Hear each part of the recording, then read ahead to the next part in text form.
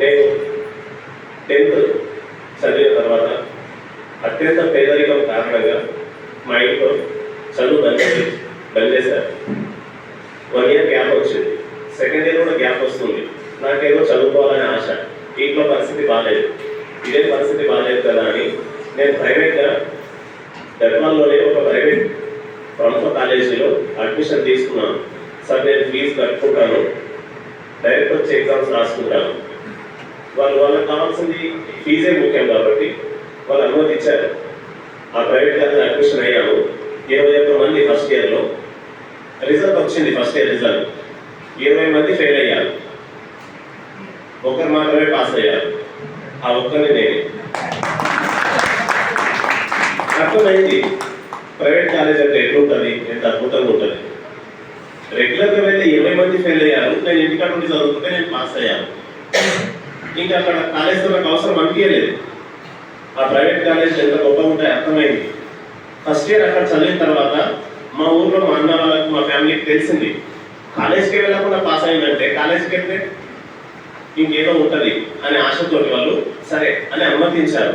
వెంటనే నేను first year అక్కడ నుంచి టీసీ తీసుకొని ఇదే కాలేజ్, ఇప్పుడు మనం కూర్చున్న కాలేజ్, ఈ కాలేజ్కి అడ్మిషన్ కోసం వచ్చాను.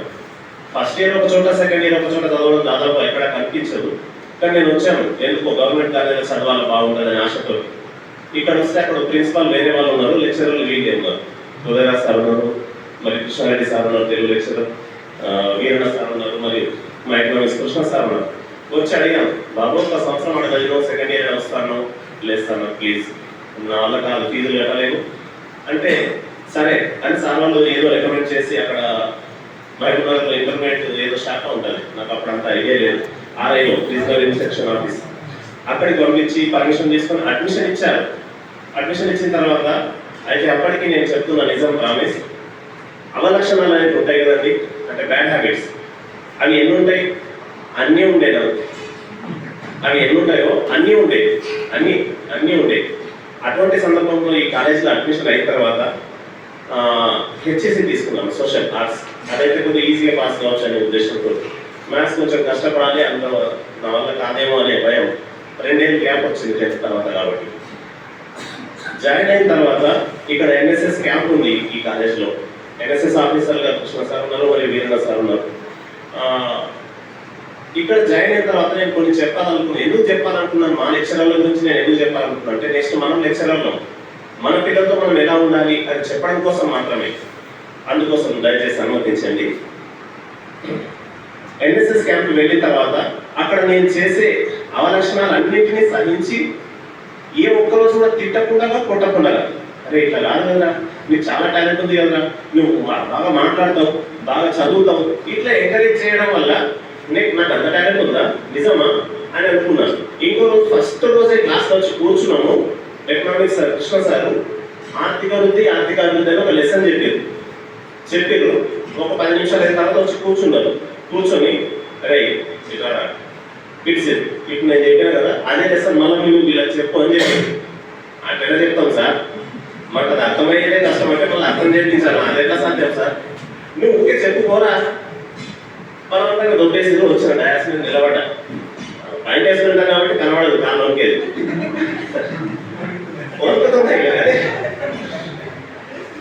చెప్పాను. మొత్తానికి భయపడుతుంది చెప్పిన తర్వాత అక్కడే డయాస్ పైకి సార్ వచ్చి ఎంత బాగా చెప్పాడంటే ఈ అబ్బాయి ఫ్యూచర్లో 100% ఈ అబ్బాయి టీచర్ అవుతాడు, లెక్చరర్ అవుతాడు అని చెప్పేశాడు. నేనేమో పరమ అద్భుతమైన క్యారెక్టర్ నాది అప్పటికే. అలాంటి వారిని నువ్వు ఫ్యూచర్లో టీచర్ అవుతావు, నువ్వు లెక్చరర్ అవుతావు, నీకు అది ఎలా ఏం చూసి చెప్పారో ఏం గమనించారో అంటే గురువుకు తెలుస్తుందంట పిల్లల్లో ఏముంది, పిల్లల ఫ్యూచర్ ఏంటి అనేది గురువుకు మాత్రమే అర్థమవుతుంది. అయితే తల్లిదండ్రులకు లేదా గురువులకు ఇంకా ఆప్త మిత్రులు ఎవరు ఉంటే అలా గుర్తించి ఆ చెప్పేసరికి అప్పుడెప్పుడో సీతమ్మ వారిని జాడ తెలుసుకోవడం కోసం ఆంజనేయుని ఎంకరేజ్ చేశారు కదా మిగతా టీం అంతా కలిసి, నువ్వు ఎగరగలవు, నువ్వు లంఘించగలవు, నువ్వు సముద్రాన్ని దుంకగలవు అని చెప్పేసరికి హనుమంతుడు అలా తన బలాన్ని పెంచుకొని ఒక్కసారి లంఘించి తన కార్యాన్ని కంప్లీట్ చేసుకొని వస్తాడు. అంటే ఎంకరేజ్ చేయడం అన్నట్టు. ఆ చిన్న ఎంకరేజ్మెంట్ ఎంత మార్పుకి కారణమైందంటే ఈరోజు నేను వచ్చి ఇక్కడ నిలబడే మార్పుకి కారణమైంది. ఇంకోసారి వరదలు వచ్చినాయి 2008లో. అప్పుడు వైఎస్ రాజశేఖర రెడ్డి గారు అకాల మృత్యుకి కారణమైన వరదలని. ఆ సందర్భంలో ఈ ఏరియా తుంగభద్ర ప్రాంతం వాళ్ళంతా చాలా ఇబ్బందుల్లో ఉన్నారు, ఇళ్ళని కొట్టుకుపోయినాయి. ఆ సమయంలో ఈ సార్ ఉన్నారు, వీరన్న సార్ దగ్గర పిలిచి, అరే నువ్వు కొంచెం బాగా మాట్లాడతావు, నువ్వు కొంచెం క్యాన్వసింగ్ చేయగలవు, నీ టీం ఎవరైతే ఉంటుందో తొట్టిగా వాళ్ళందరినీ తీసుకొని కొంచెం ఫండ్ కానీ బియ్యం కానీ సేకరించు, మన ఊళ్ళో పంచుదాం. నేను మంచి పని చేయడం లేదు సార్, లేదు నా నీ వల్ల అవుతుంది. ఆ ఒక్క మాటకి సరే అవుతుందేమో పోయి కరెక్ట్ చేస్తే 4 క్వింటాల బియ్యం వచ్చినాయి. 4 క్వింటాల బియ్యం వీళ్ళు దువాసపల్లి సార్ అక్కడికి వెళ్ళి పంచితే ఆ ఆనందం వాళ్ళు తీసుకునే, వాళ్ళు బియ్యం అని నానిపోయినాయి, బట్టలు లేవు, ఏమి లేవు, బయట కూర్చున్నారు ఇట్లా. అది మార్పుకి కారణమైంది. ఆ అవలక్షణాలు ఎక్కడ పోయినా ఏమో ఇలా కరిగిపోయినాయి అంతే. అదొకటి ఉదాహరణ. ఇంకొకసారి ఇంటర్మీడియట్ అంటేనే చాలా ఎఫెక్షన్, అట్రాక్షన్, ఇంకటి అట్లా ఉంటాయి కదా, అది కూడా అది వెళ్ళి కంప్లైంట్ ఇచ్చారు సార్కి. సార్ మీరేమో వాళ్ళు ఊరికి ఎంకరేజ్ చేస్తారు, ఆయన ఏమో ఇంకా ఆ గోడల పూట బొమ్మలు తీసుకుంటూ కూర్చున్నాడు అని చెప్పారు. అట్లాగే ఇంకా భయం కొట్టుకుంది, అయితే నాకు టీసీ ఇస్తారు, నేను లేక అడ్మిషన్ పొందిన అని అనుకుంటే సార్ దగ్గర తీసుకొని ఇంట్లో కూర్చోబెట్టుకొని గరం పొద్దుగా ఛాయ్ ఇచ్చి వాళ్ళ మేడంతో పిలిపించి, మరి మా స్టూడెంట్ టీ పెట్టు, టీ పెట్టేయండి, ముఖం మీద నీళ్ళు లేక బొమ్మలట. అది నా పరిస్థితి. టీచి, అరే నీ గురించి పిల్లలు మొత్తం బ్యాడ్గా చెప్పారా, నేను నమ్మలేదురా, నువ్వు చదువుతావురా, నువ్వు టౌన్ ఫస్ట్ వస్తావురా, నువ్వు ఇట్లా చెప్పేది. ఇదేంటి అస్సలు ఎక్కడ పొందలేదు. నేనేమో ప్లస్ అయితే సార్ మైనస్ అంటారు, మైనస్ అంటే ప్లస్ అంటారు, ఏం అర్థం కాలే. ఆ నమ్మకంతో పాపం అమ్మ ఎటుపోయిందో తెలియదు, నేను మాత్రం చదువుతున్నా, ఈరోజు జాబ్ తెచ్చుకున్నాను. ఈరోజు జాబ్ తెచ్చుకున్నాను.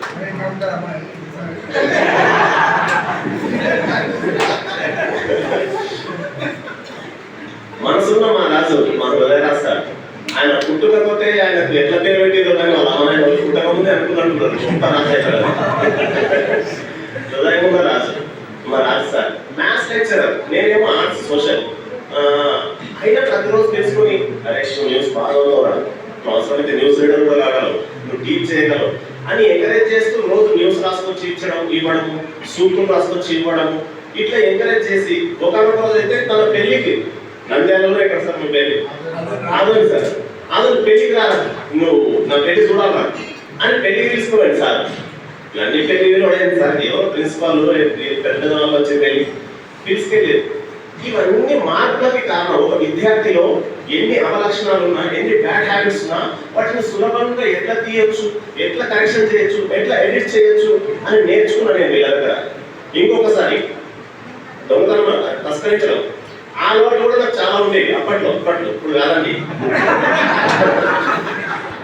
చాలా ఉండేవి. అంటే పేదరికం కారణంగా దొరకదు, ఇంట్లో ఏదైతే దొరకదో బయట దొరికే తెచ్చుకుంటాం అంతే, దొంగతనం ముగినే రాదు. ఒకసారి అలా ఇక డిస్కషన్ చేసుకున్నారు సార్ వాళ్ళ ముగ్గురు, ఎల్లుండి మేము ఇట్లా వేరే ఊరు పోయేది, దూరం పోయేది ఉంది అని మాట్లాడుకున్నారు. అరే సార్ పోతున్నారట అంటే వాళ్ళ ఇంట్లో ఎవరు ఉండరురా, వాళ్ళ ఇంటి దగ్గర మామిడి చెట్లు ఉన్నాయిరా, వాళ్ళ ఇంటి దగ్గర అవి ఉన్నాయిరా అంటే మనకు అవకాశం దొరికినట్టే కదా.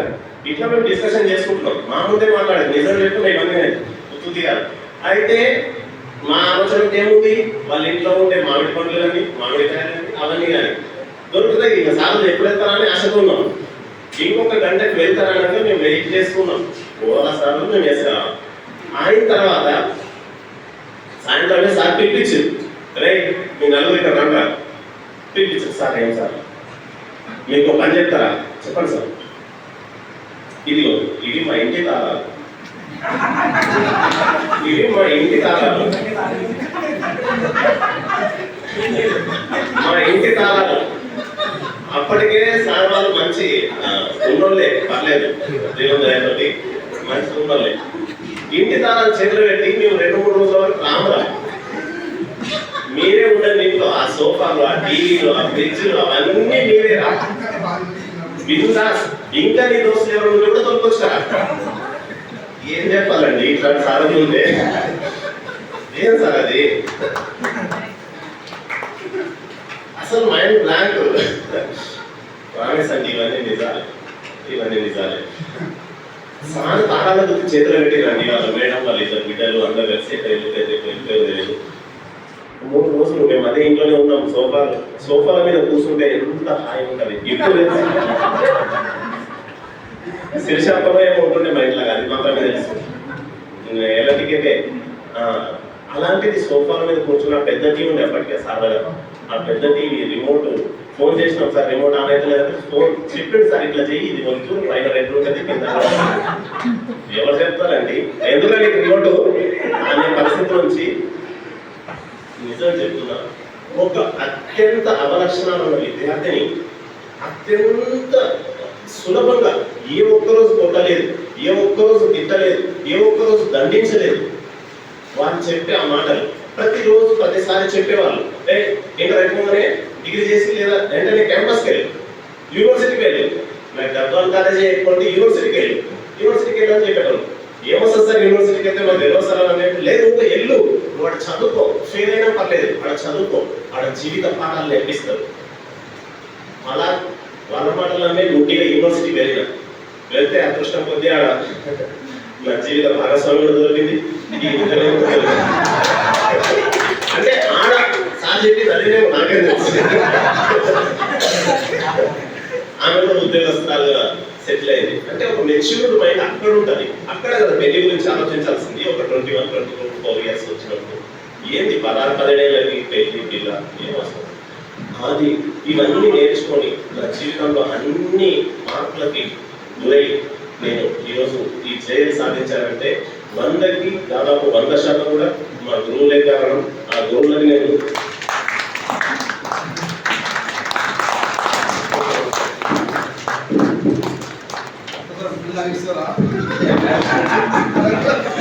చాలా నిజంగా హార్ట్ అన్ని గుర్తొచ్చేది మన అలాగే చేయాలి.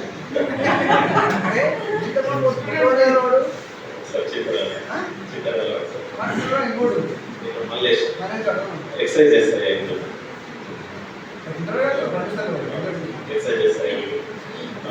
అట్లా సార్ వాళ్ళు చేసిన పనికి నేను ఈరోజు ఉద్యోగం సంపాదించుకున్నాను. ఇప్పుడు కాదు, ఇంటర్ అయిపోయిన 2 ఏళ్ళకి. నాకు ఇంటర్ 2007 అయిపోయింది. 2008-9 డిఎస్సిలోనే నాకు ఎస్సిటీ ఉద్యోగం వచ్చింది. ఇప్పటికి 15-16 సంవత్సరాలు అయింది నేను ఉద్యోగం చేయబట్టి. సార్ వల్ల మోటివ్ ఏదైతే ఆశయం ఏదైతే ఉందో అది నేను నెరవేర్చాలి. నన్ను ఇన్స్పైర్ చేయడం వల్ల నేను సెటిల్ అయ్యాను. మరి నేను ఇన్స్పైర్ చేస్తే ఇంకొందరు సెటిల్ అవుతారేమో అనే ఆశతోటి నేను ఆశయం పెట్టుకున్నాను. నేను చచ్చే వరకు ఉపాధ్యాయ వృత్తిలోనే ఉండాలి, ఇంకా వేరే ఏది వద్దు. ఉపాధ్యాయ వృత్తిలో ఇన్ని మార్పులకి కారణమైంది.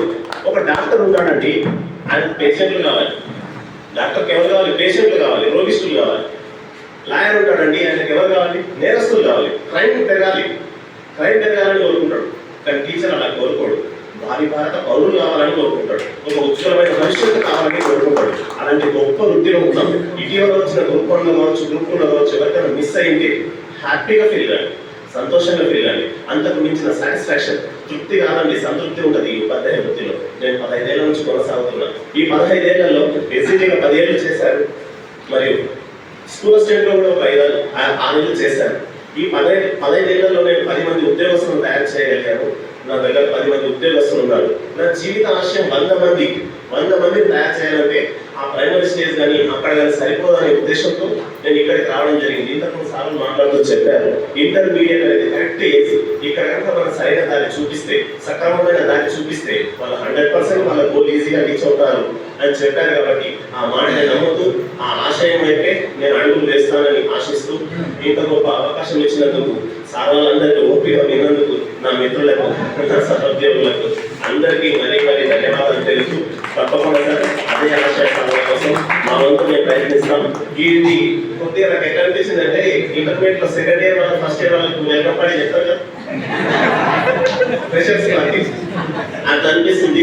ఈ పాట అయిపోయిన తర్వాత మీరు మేము అనుకున్నాను మనమనే వాక్యంతో మనం ముందుకెళ్దాం. విద్యాశాఖలో ఇంటర్మీడియట్ విద్యలో అద్భుతమైన ఫలితాలు సాధించే ప్రయత్నం చేస్తాం సార్. ధన్యవాదాలు.